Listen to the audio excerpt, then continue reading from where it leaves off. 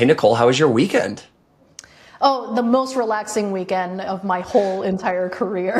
I mean, I think we all know why I'm here or why we're here today, right? Talking about H-1Bs and this crazy $100,000 fee that just came out. Yeah, so let me give the audience. So what's up, everybody? Welcome back to another episode of HR Heretics. Today is a special episode. If you were living under a rock this past weekend, the Trump administration late on Friday night decided to make some changes to the H-1B program that many of us use in tech to hire engineers and the like. And so this weekend was a mad scramble for many of you and trying to figure out, like, what does this mean? How are we going to think about an immigration program moving forward? Do we need to bring back foreign nationals who are current employees that are out of the country right now, right away, which I know many of you did? And so, Nicole, can you give the audience a quick background on you, what you're doing, and why you know a little bit about immigration? For sure. So I am the principal immigration attorney at Manifest Law. We are a tech-forward, tech-enabled immigration law firm. And essentially my background is that I have built a career in developing, designing, and establishing corporate immigration programs. And I also have built a career in developing creative solutions, even in the most dire of circumstances. So if anything, I'm probably the right person for you to really talk about what to do in a crazy scenario like this, where there's just a sudden crisis or a sudden change that really can change how you do or deal with immigration. Yeah. So just give the audience a quick rundown in case they were, doing a sabbatical from their phone. What happened on Friday? Yeah, so on Friday, the Trump administration announced that they were going to sign a proclamation, in many ways a directive, to have the USCIS and the relevant stakeholder immigration agency assess this $100,000 fee on H-1B petitions. And I think what made it seismic is that there were a lot of comments on a live stream that made people fear that it applied in a lot of different circumstances, that made it seem that if you had an H-1B employee, you were immediately going to be assessed this $100,000 invoice, so to speak. But that's basically what happened, is that they signed this into effect that night. And then since then, as you know, there's been a lot of developments, a lot of announcements. So we're recording this. It's Monday, September 22nd at 3 p.m. Pacific time. What do we know today? What are the facts today? So I'll tell you what we do have. We have a written proclamation that was signed by President Trump on Friday that explained that we need to start assessing this $100,000 fee on H-1B petitions, and that potentially the Secretary of Homeland Security can label what exemptions occur for this particular fee. Thereafter, we had guidances that were issued in two main formats, or two buckets of formats. So you had the press secretary of the United States and the rapid response team representing the President of the United States publishing on X, formerly known as Twitter, tweets that basically expressed, hey, these things may not necessarily apply to every single H-1B. It's not going to be, quote unquote, an annual fee, but a one-time fee on a new petition. And then we also got published guidance from USCIS and CBP, Customs and Border Patrol, on how they would be adjudicating some of these applications moving forward. But I think the one thing that I have to express to every single person who's listening to this particular podcast and this episode is that where we're at today is that there are some things that are very clear, and then there are some things that are not that clear. Okay. So can you get into the very clear and not very clear so people can better understand? For sure. So what is very clear is that individuals who are exempted from this fee include people who filed a pending application prior to September 21st of 2025 at 12:01 a.m. EDT, and people who have a currently valid approved petition that was approved prior to that date, in addition to individuals who are currently holding valid H-1B visas. And they used or statements for a lot of these things. So if you have one of those three things, you are currently exempted from having to pay that fee, and the government has made it clear that you don't necessarily need to be running over the hills to come back to the United States if you have one of those three things. That could still differ from what my personal advice would be for every single employee or every single person who is operating or overseeing these programs, but that has been made extremely clear. The other thing that we know for a fact that is out there that the government has made clear is that for sure next year's lottery for March of 2026 is when a lot of these fees are going to definitely be in effect. They're saying that if you are a new applicant and you have won that H-1B lottery, chances are you're going to be paying this $100,000 fee. Okay. And then what's left unclear?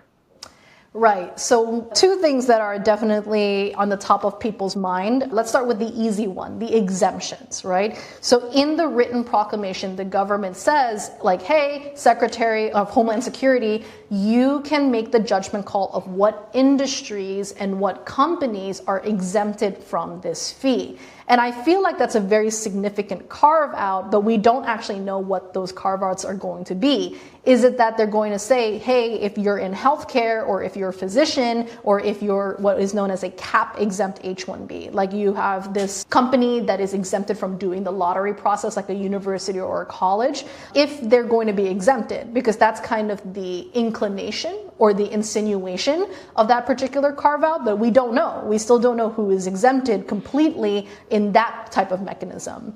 The second thing that we also are unclear about is the way that USCIS described who doesn't count, which is this whole H-1B renewal concept.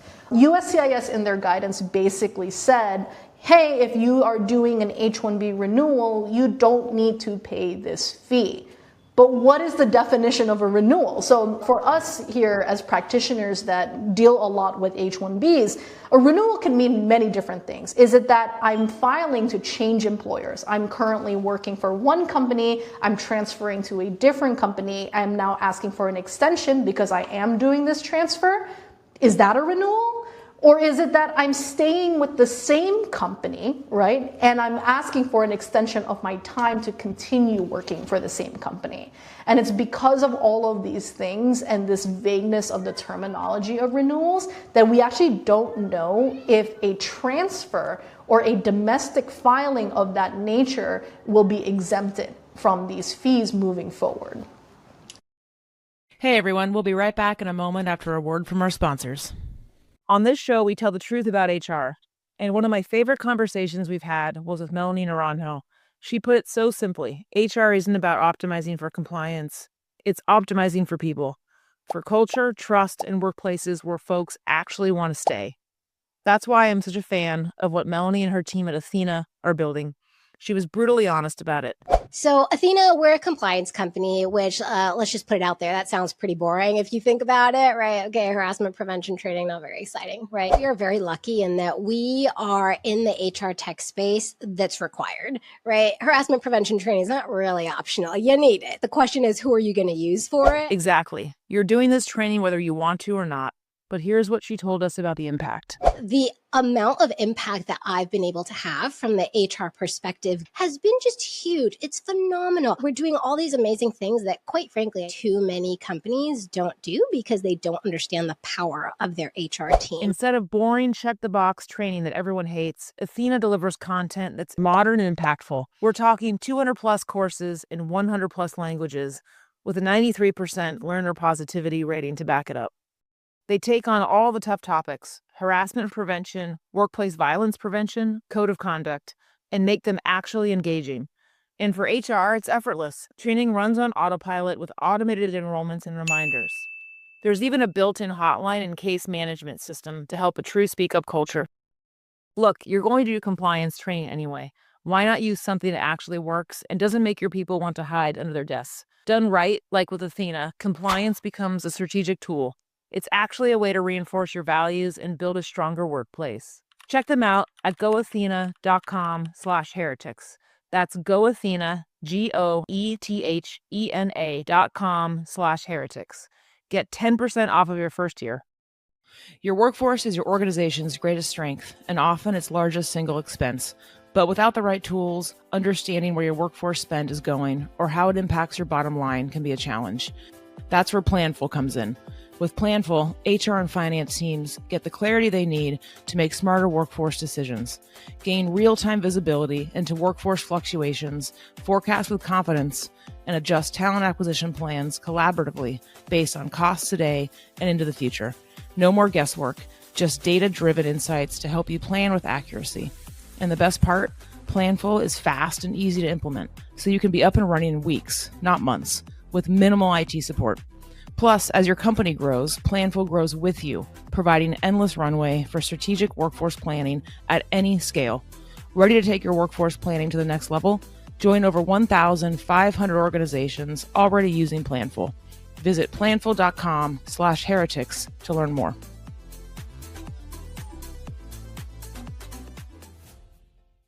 Is it fair to say, based off of how the weekend ended up playing out, that even though we don't know for sure, what will likely be the case is that transfers will not have this fee applied to it and that it will be more of the net new H-1Bs? I don't know if I would say that confidently, to be honest with you, because it's very interesting that they decided to use the term renewal. It could have made it a lot more clear, let's say, in terms of saying hey, it's only for what we call new employment applications. There's a specific checkbox that we can mark off on the forms. But, technically a transfer, especially if you're changing companies, could be considered new employment, right? It could be considered a new petition. So I don't think I would say just straight up that hey, I think the end result is that transfers won't count. I actually think it's better and more conservative to assume that transfers will count and will not be exempted and will need to pay that particular fee. That's interesting. Okay. I'm assuming Sunday then was the first time when enforcement started happening on some of this stuff. Did you see anything in enforcement on Sunday that you think the audience should know about? Well, that's the curious thing, is that I didn't really see much on enforcement, but there were people who traveled after 12:01 a.m. EDT hit. And the individuals who traveled into the country successfully have been the individuals that qualify for those three examples that I gave earlier, which is that you already had an approved petition before that date, you already had a valid H-1B visa before that date, or you had at minimum a pending application and you were coming back, whether it's on a different visa or based on the fact that you had a timely filed extension. So all of this is to say that I haven't seen pushback. I haven't seen somebody not be able to enter since then, but I think we have very little information because only a day has really passed by and people were so cautious that they would rather not risk even traveling into the country if they didn't qualify under one of those three things so far. Yeah, totally. I saw an X on Friday night or Saturday, an Emirates flight, to where literally people were trying to get off of the plane in SFO, which was just a wild scene. So here's how I'm thinking about this. All right, again, it's Monday. I have a lot of friends who I've been talking to this weekend. And I think there's a number of topics for us to discuss, but the first one I want to discuss is if I was one of these people running an immigration program moving forward, here's what I would do, and I want your feedback on this. I would do an immediate audit of every candidate in the pipeline to understand if any of those candidates are on H-1B. And then what I would do is I would say, okay, we're going to put these people on pause except for very special circumstances in which we can fast track somebody through if we needed to. The reason being, I think the administration has made very clear that H-1B is going to be a target. And we already, most of the people who are listening to this show, if you're thinking about this problem, you probably already have folks on H-1B as employees. And so for me, the first thing I would want to do is not make that problem any bigger. That would be thing one. Thing two would be starting to explore other options that, traditionally maybe we haven't explored. So for example, O1, EB1, those sorts of things. Nicole, what's your feedback for me on that potential path forward? So I will say that I agree with you that an immediate audit needs to happen. And I wouldn't be surprised if at minimum some really great immigration practices have already reached out proactively to their clients saying, let's put together this Excel sheet, or I already have a report of a list of all of your candidates or all of your employees who are on this status and how they could be affected, right? I do think that a lot of it is going to be a case-by-case analysis. Where are they in the pipeline? Are they abroad? Are they even in the United States? What nationality are they in? So I 100% agree with you that an immediate audit needs to happen. And I also agree with you that the conversation about alternate plans and being able to present within the company to relevant stakeholders that, hey, if the H-1B really does collapse, and we already know that it's going to be the focus and attention of the current administration, what do these alternatives look like? Because I don't necessarily see a universe where there's completely zero immigration. There will always be a need to rely to some degree on foreign talent, or the ability to just bring someone from outside who has a very specific skill set, especially in an innovation-forward economy like ours here in the United States. Okay, so let's talk about some of these alternatives. Like, I think, when we were talking before we started recording, you called it the alphabet soup of immigration. So what do these things mean? What are the likelihood that we can take somebody that's on an H-1B and put them through one of these different paths? And what are you recommending to your clients today? Right, so I'll break it down into let's call it 3 buckets of alternative plans. And when I say it's the alphabet soup, it's because they literally use all of these letters and numbers. Yeah. It just does feel like an alphabet soup of different visas. But the first bucket that I try to think of, because it's usually like the fastest, has to do with what we call country-specific visas. Right? And the reason why I say that they're called country-specific visas is because if you have a candidate who was swapped into an H-1B or was on an H-1B and they were here from Australia, they were a national of Australia, or they're a national of Canada or Mexico, swapping those individuals to an E3 for Australian nationals is a little bit safer because they're protected by a treaty between the United States and Australia. And separately, for Canadians and Mexicans, it's the same thing. They're protected by the NAFTA agreement or the USMCA that have established these pathways for immigration to the United States, or at least work visas. So that's like a very quick way, because both of them usually are faster at processing because they could be done domestically here in the US or very quickly at a border or at a consulate, at least for the TN in particular.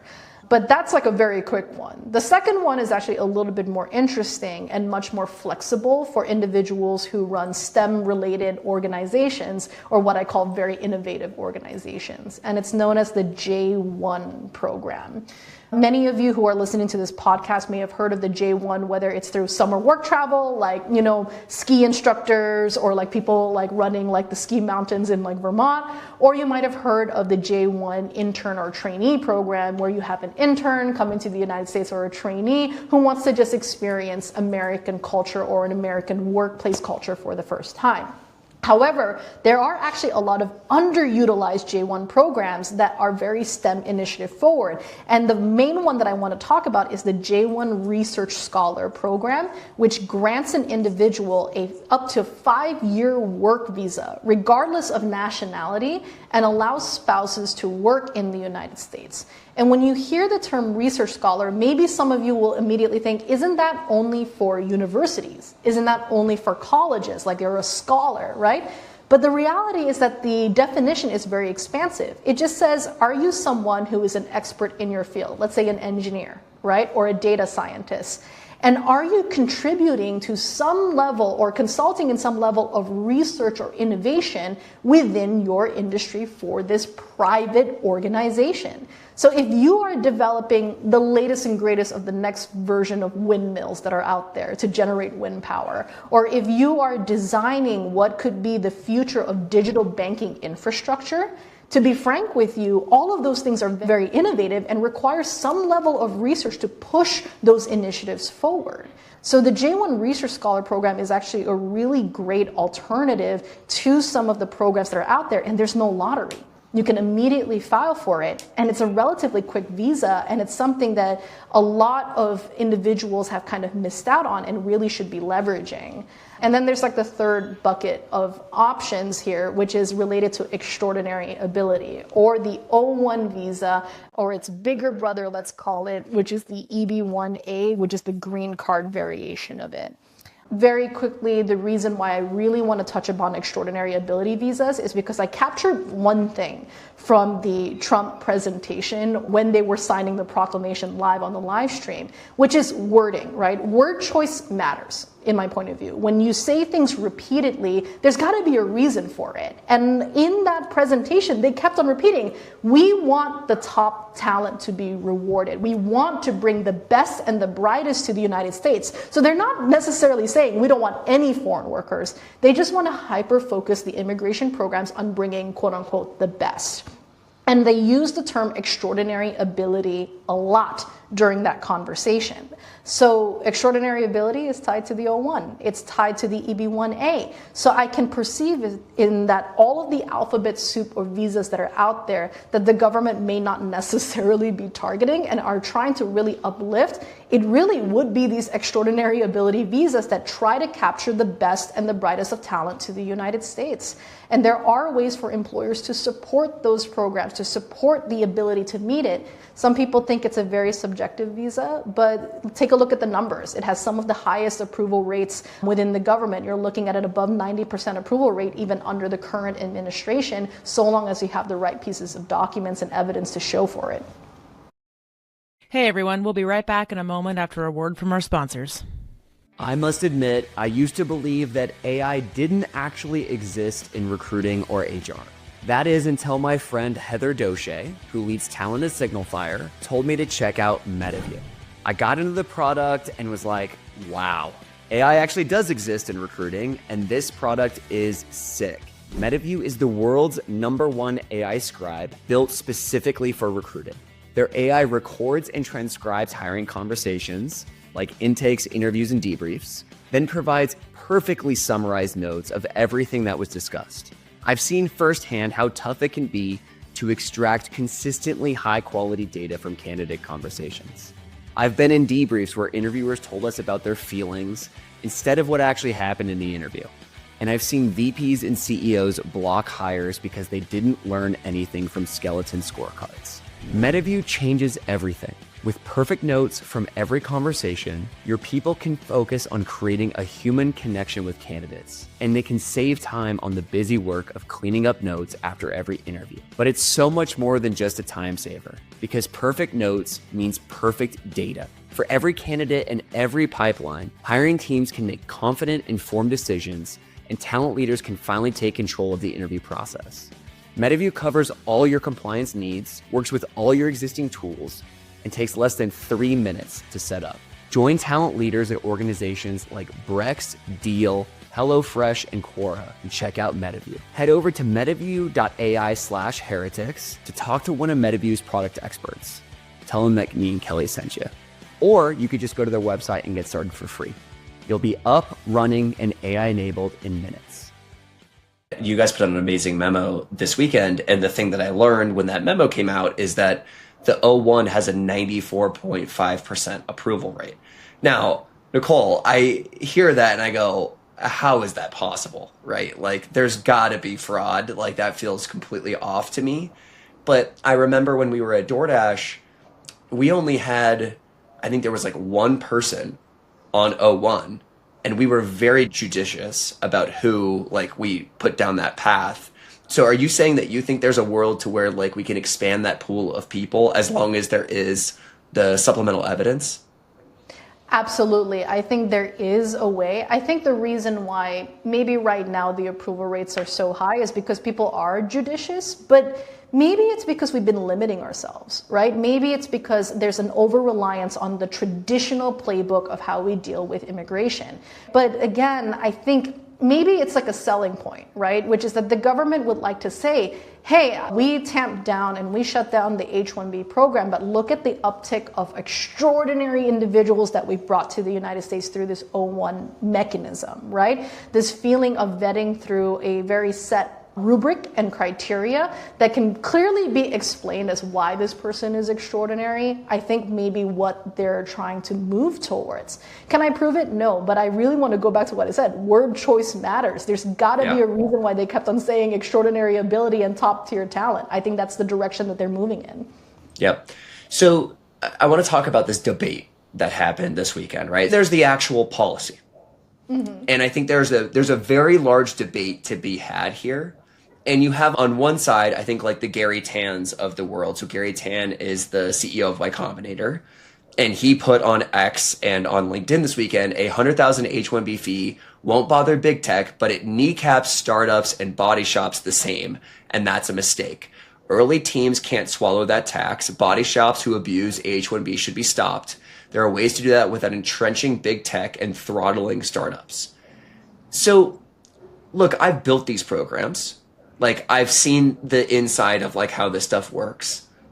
And the reality, we're talking about H-1B here, right? I know most founders are on O-1. To your point, more people are starting to think about O-1 more broadly.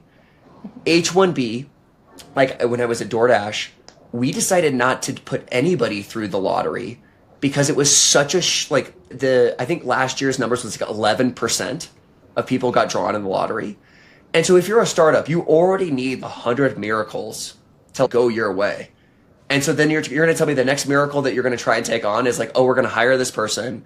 We're going to try and like put them through the lottery. Like, my understanding, Nicole, is like this disproportionately affects growth stage companies, later stage companies. Is that true? Or do you see many earlier stage companies employing H-1B employees? You know, I do have to say that it is a bitter pill to swallow, right? I cannot imagine, like, if you're starting a company and you start with, whether it's like seed funding, you only have so much to start with and you need that ramp to make sure that you're able to tell someone, my company, even if I burn X amount of money, is going to survive for like a year, 2 years, you know, whatever it is. However, I try to think of it as an annualized cost, right? So if, let's say, it's $100,000 for one fee, right? A one-time fee. That's what they're telling us, right? It's a one-time fee. Then that's $33,000 and some change over a 3-year period for that H-1B. And all of a sudden, that seems to be a little bit less of a bitter pill because you can try to adjust your compensation structures to accommodate for it. And another thing is that law firms will also try their best to accommodate the legal fees that come out of it. But I do understand kind of the reservations and the nervousness, or like kind of the sense of why would I invest in the H-1B now with all of this? Especially given what I said earlier, look at all these other alternatives that are cheaper, that don't have this $100,000 fee. Absolutely. I do want to touch upon like the government dropping this suddenly on a Friday and all of these policy changes and things that are happening on Saturday and Sunday. That's the game that they're playing right now. That's the playbook that they're doing. And you know what's so interesting? On Monday, the Monday before all of this, I logged into what is known as a flag account. So a flag account is an account that we use with the Department of Labor to submit something known as an LCA, the labor condition application that we need to get certified to file an H-1B. When I logged in, I noticed on the very top this banner that said, hey, just letting you know we're going to be down for scheduled maintenance starting on Friday night all the way through Sunday night. And I'm sitting there like, I've never seen the scheduled maintenance be that long. And this is why I can't help but say that maybe the government like really strategized this really well to kind of make this panic kind of ensue, because guess what? If I don't have access to the system, even after the announcement, even if I had certified filings, I can't submit them. I could not beat the clock even if I wanted to, because I lost access to the very system that I need to have access to quickly file something even if I wanted to. Right? So it's just kind of crazy how all of this is playing out, to be honest with you. It's kind of a mixture of like disbelief, but also they really thought about this. They really did, to some degree at least, in terms of planning when to roll it out. That's an interesting take, because the take from my friends who were scrambling this weekend, you know, trying to bring employees back into the United States was like, I can't believe how haphazard this was rolled out. And what you're saying is it's actually probably a lot more methodical than people understand.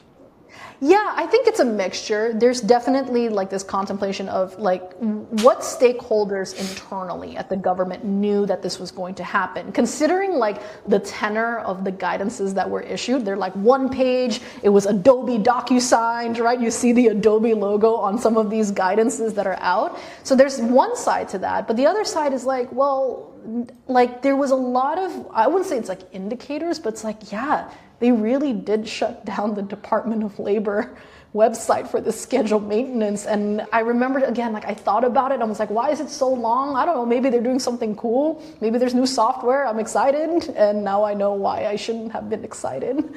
Yeah. The last thing for me, Nicole, on this topic is the Trump administration has made very clear that they want American companies to be hiring Americans and Americans to be having higher wages. And so, again, we can disagree or agree on if this policy is good, like from a national standpoint. But I do think like it does feel like that this is going to be achieved by limiting this visa. It does feel like that step could be taken here. What do you think about that topic?